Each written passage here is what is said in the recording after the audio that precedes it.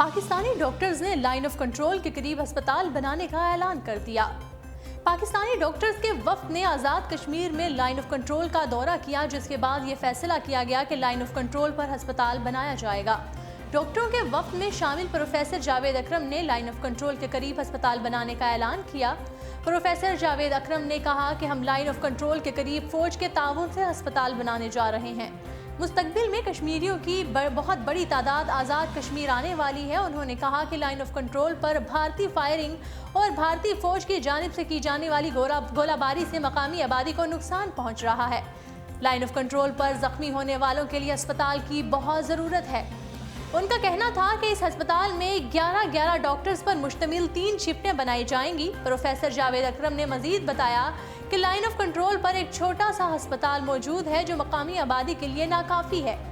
نئے بنانے جانے والے ہسپتال میں سرجری اور مختلف نوعیت کے آپریشن سمیت دیگر بڑی سہولیات موجود ہوں گی۔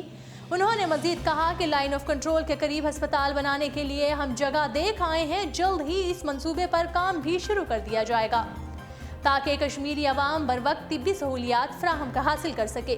یاد رہے کہ اس سے قبل پاکستانی ڈاکٹرز نے کشمیریوں کے علاج کے لیے لائن آف کنٹرول LOC عبور کرنے کا بھی اعلان کیا تھا۔ پاکستانی ڈاکٹرز نے کہا تھا کہ ہم مظلوم کشمیریوں کی مدد اور علاج کے لیے مقبوضہ کشمیر جانا چاہتے ہیں۔ اس حوالے سے پروفیسر جاوید اکرم نے کہا تھا کہ بھارت ڈاکٹرز کی ٹیم کو کشمیریوں کا علاج معالجہ کرنے دے۔ DGI SPR major general Asif Ghafoor نے بھی پاکستانی ڈاکٹرز کے کشمیریوں کے علاج کے لیے مقبوضہ کشمیر جانے کے اعلان کو مثبت اقدام قرار دیا تھا۔ ناظرین، آپ کو بتاتے چلیں کہ US کے سربراہ ڈاکٹر جاوید اکرم کی قیادت میں پاکستانی ڈاکٹرز کی ایک ٹیم نے مقبوضہ کشمیر کے بہن بھائیوں کی مدد کے لیے لائن آف کنٹرول پار کرنے کا اعلان کیا تھا، اور اس سلسلے میں پاکستان کے مختلف علاقوں سے تعلق رکھنے والے ڈاکٹرز بغیر کسی حکومتی سرپرستی کے لائن آف کنٹرول پار کرنے کے لیے مظفر آباد کے علاقے کچوٹی کے پہنچ چکے تھے۔ یونیورسٹی آف ہیلتھ سائنس کے وائس چانسلر ڈاکٹر جاوید اکرم کی سربراہی 29 ڈاکٹرز کے اس قافلے میں 3 لیڈی ڈاکٹرز بھی شامل ہیں۔ ڈاکٹر جاوید اکرم نے بتایا تھا کہ قانونی طریقے سے بھارتی حکام سے مقبوضہ کشمیر میں داخل ہونے کے لیے اجازت مانگی جائے گی، اور اگر بھارتی حکام کی جانب سے مقبوضہ کشمیر میں علاج معالجے کی خاطر جانے کی درخواست رد کر دی تو مظفر آباد واپس آ جائیں گے۔ یاد رہے کہ مقبوضہ کشمیر میں 40 دنوں سے جاری کرفیو کی وجہ سے کشمیریوں کو علاج معالجہ کی سہولیات نہیں مل پا رہی، اور نہ ہی بھارتی ڈاکٹرز مقبوضہ کشمیر جانے پر تیار ہیں۔